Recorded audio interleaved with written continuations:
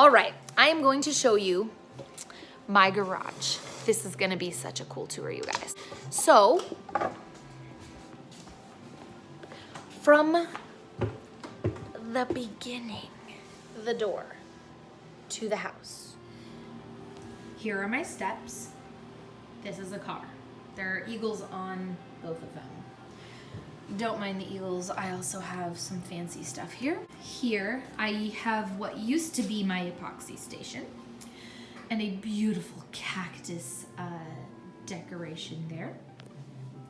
The drill I use to mix the epoxy. And when it gets cold, when it gets hot, I use the fan to cool myself. This is a tripod that I use occasionally. It's missing the part that holds the phone up at the top, so I cannot use it currently, but I will be soon. Under here, these stools I am currently working on, I spray painted them. The top is going to be a white marble design with epoxy. Here I have my beautiful art coat from Stone Coat Countertops, getting ready for my next project. Down here, I have a little bucket I use for trash. A lot of my Rust-Oleum spray paints. Silicone I use for coaster making. A silicone gun I use for coaster making.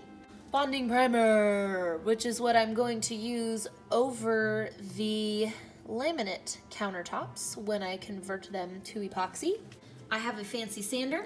I have a fancy heat gun and a ton of colors down here. Here's my trusty speaker that I play music on while I'm working. These are my measuring buckets. These fun Pepsi cans, cups, let me tell you about them real quick. So these Pepsi cups are cool because me and my fiance have gone to the coast a couple times. We live in Oregon. It's 3 hours away from the beach. In Oregon, we don't call it the beach though, my friends. We call it the coast. So this first Pepsi cup, actually inside, besides the nasty fly, there is sand, beach sand. I have used it once in a project. It turned out pretty dang cool, but I plan on using that a lot much more. I'm smart. In can number 2. I don't know why I keep saying can. In cup number 2. I have beautiful shells and rocks from the coast. I have some really cool pieces of driftwood. I plan on making a little cutting board out of driftwood and sand and shells and rocks. So we'll see how this goes. So enough about my cans and my cups. Let us go over here past the car. Here is my driftwood collection. So I have some pretty cool pieces here. Hi, Bubba's! Come here, look at the camera! Odie, come here, sit! Sit. Odie, sit. Odie, sit. Sit. Odie! Whatever. Anyways, so I have some cool pieces of wood here that have actually some really cool characteristics to them, mostly bug holes. Bought a little bit. They're all really light too, so, oh, look at this one. Oh my gosh, you guys, look. Really cool pieces. Okay, this one's probably one of my favorites, and it's so little, but look at the detail on it. Look at that. Isn't it beautiful? I don't know what to do with it, but it's pretty. Should turn it into a wand. Moving on. Here I have a bunch of plastic bins that look like they should be tin and dog hair. So I'm gonna spray paint these and make them look like tin. In here, I have some wood rounds. This was me going to give this to my friend to be my bridesmaid. Oh. I like to do painting in the mandala form. This is a cool Burl bowl that a friend of mine made for me. It's literally a wood burl that's been turned into a bowl. It's really cool and I want to do something with it. Give me your ideas. Here is where I will be showing all of you beautiful people some beautiful work. first step is a tray that I am actually still currently working on. I got this at Goodwill, and it has little legs that fold out. I'm gonna be painting all of this black. I have a video showing how I did this, but I am not done yet. My next step is to put another layer to cover this sediment up.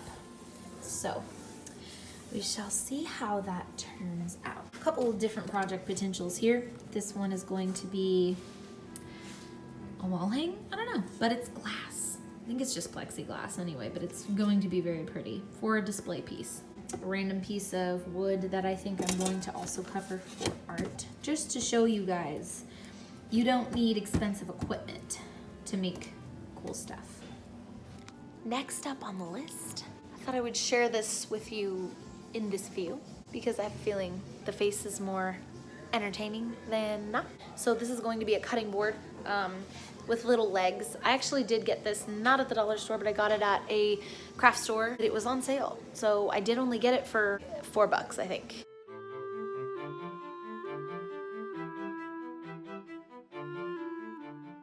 Really? You gonna come in here and bother me?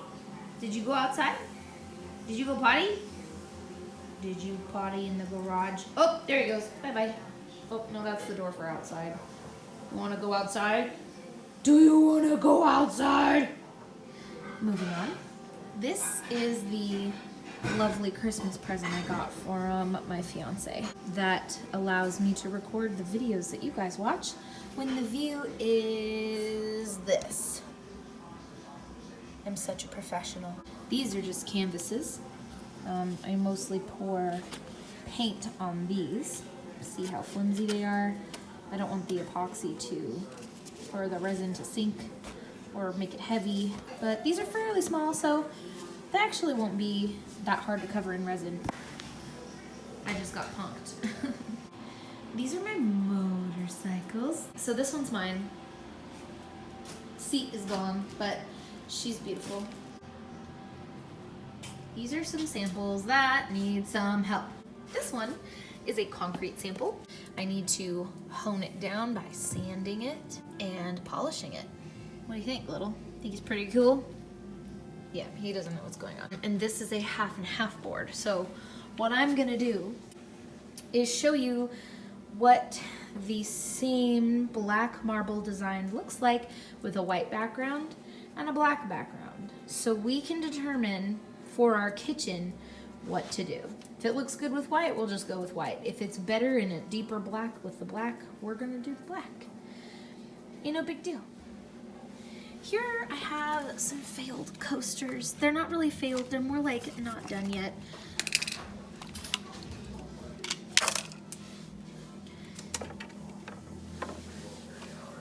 This is from the time when I made a sample board and I attempted to make the Eagles green. Got some good selling going on right here. The one time I used sand and shells. It's not too bad, it's pretty cute. I like it.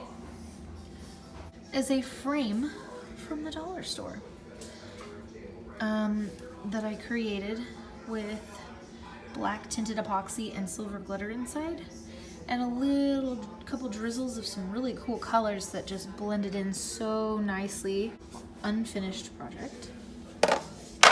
And this is my next charcuterie board that is going to be a mini river table. Live edges.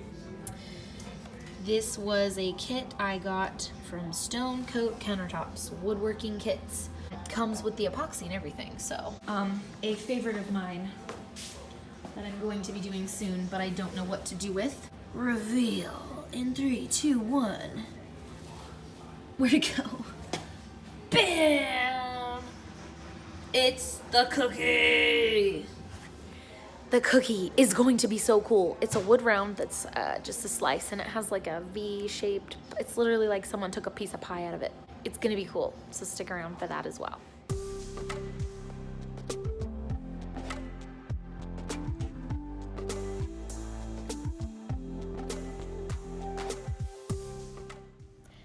So first things first, I'm gonna go ahead and remove this little rope that's stuck up here. And while I'm doing that, I am going to explain that this cutting board is made out of wood. Normally, I would seal the part of the wood that I'm covering with epoxy first. And by seal, I mean putting just a really thin layer of epoxy down, very, very thin with my gloves. This wood was very dense, and I had tested it out on something like this before, and it actually didn't need to be sealed. So my first step is going to be applying clear epoxy exactly where I want my waves to be. Usually you want it to just take up the very, very top of the board. I would say about a quarter of the board, but this one I just wanted to experiment and play with the design. So I let it go a little bit further down the board. By the end of this, I think it was actually taking up about half of the board.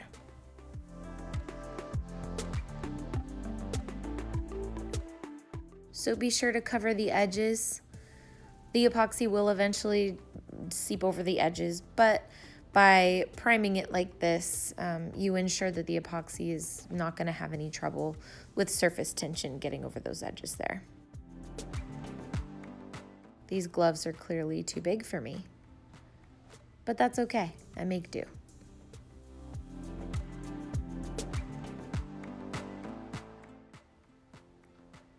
So I'm freshening up a little bit of epoxy that I already had mixed up. This is just the Alumilite blue dye.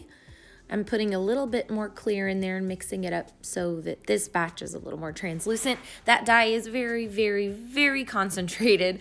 So be careful with how much you add because a little will go a very long way.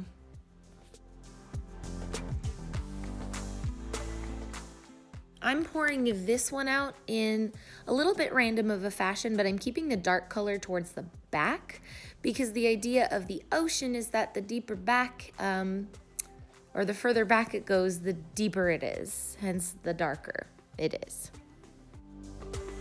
Now this color that I'm diluting here is Alumilite dye called Ocean Blue. It's a little bit more of a teal color. And I'm diluting it from a previous project. So here I'm just mixing in more clear epoxy. I actually ended up having to add a little bit more dye to make sure that it was vibrant enough for this particular project.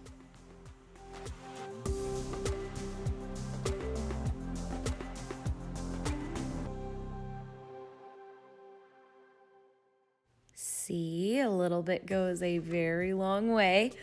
We have a pretty dark version of the Ocean Blue, but when it gets added to the project, it'll be a lot thinner than when it's in the cup, so it should be okay.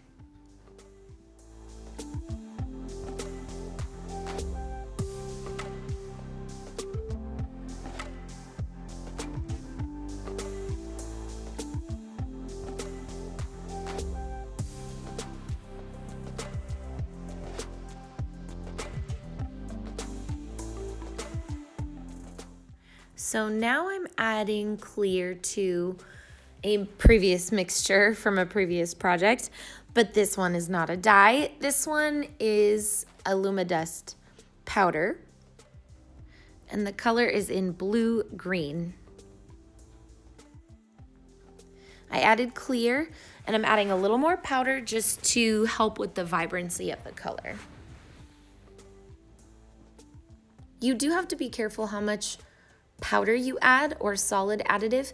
If you can imagine flour being mixed with a batter, the more flour you add, the more chunky it's gonna be. So just be careful with how much you put in, little bit at a time. This definitely has to be thoroughly mixed because if it's not, and you pour it out and there are any little chunks of dry powder in there, you will get these funky little comet streaks. Sometimes they look really cool, but they're usually unplanned.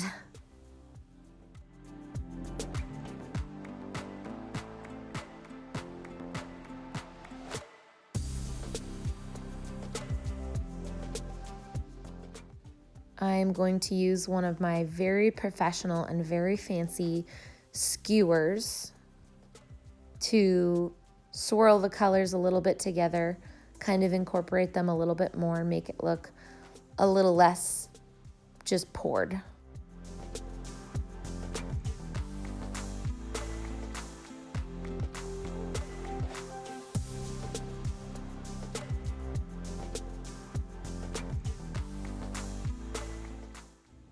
I'm really loving the contrast of the color here with the wood. You can even see a tiny bit of the clear epoxy at the tail end that is making the wood look wet and giving it more of a rich color. I am using a heat gun that I actually got at Harbor Freight for just a tiny bit over 20 bucks. It works great. I don't have a fancy waffle flat tip or anything like that, at least not yet, but for now this works just fine.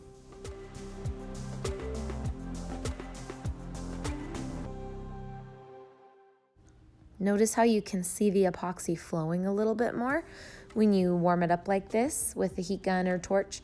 The epoxy gets a little less viscous, which means it gets thinner and it tends to want to run more. You can use this to your advantage by tipping the board. Where it moves a lot, it's going to be able to meld together when you tip the board. You just have to be careful not to heat it up too much, because if it's too loose like that, it could all just fall off of the edges of your project and leave it very thin at the top.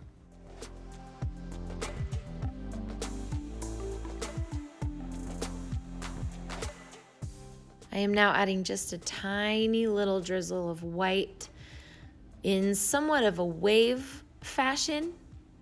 I started by adding the wave to the tip of the clear.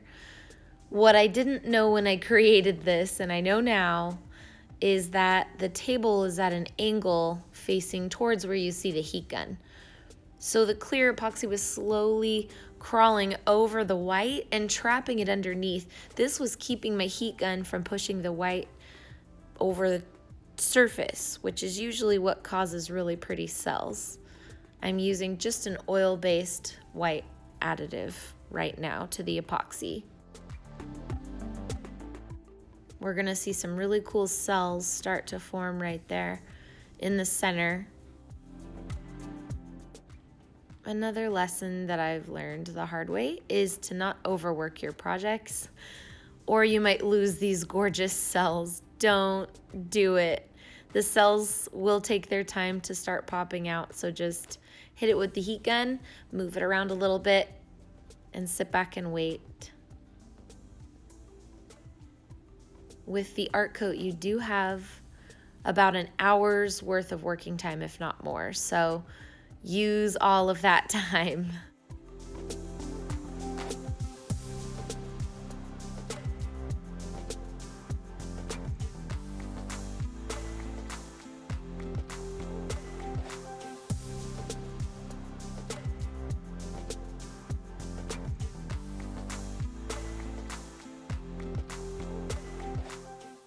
I felt like I lost my white on the edge, the very edge of the wave there.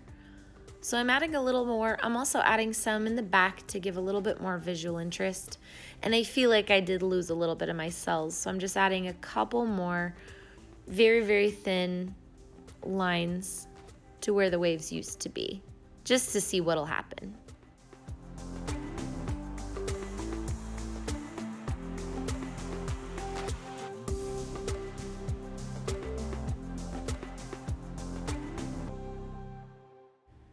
I'm starting to learn of my table's angle, so you can see me lifting the board on the other end to try and keep it from drifting off to the right side of the board there. Definitely something I need to fix in this new table of mine.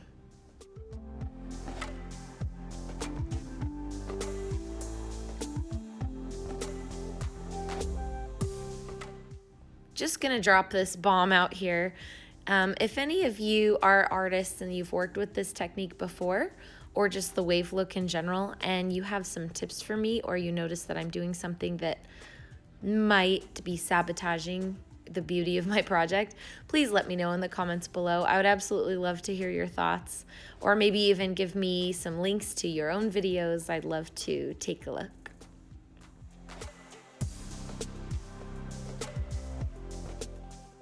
So I wanted to get a little bit of that depth back that I had in the beginning. So I'm adding just a tiny bit of the darker blue Alumilite dye.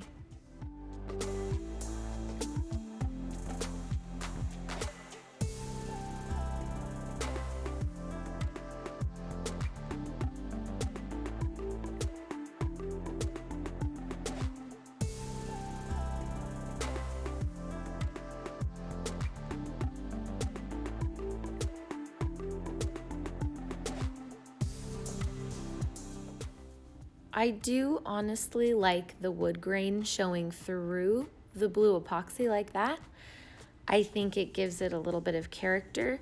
Some, though, would prefer that it would just look like waves are washing up on the wood and you can't really see through it because it's deep, supposed to be deep water right there. So if you wanted to cover the wood grains, you can paint the wood ahead of time. I will show that in a video later, but what you can do is paint a gradient starting from the deepest blue to the lightest blue directly onto the wood. Make sure to blend it really well so that it's an even gradient, and just pour your epoxy right over it.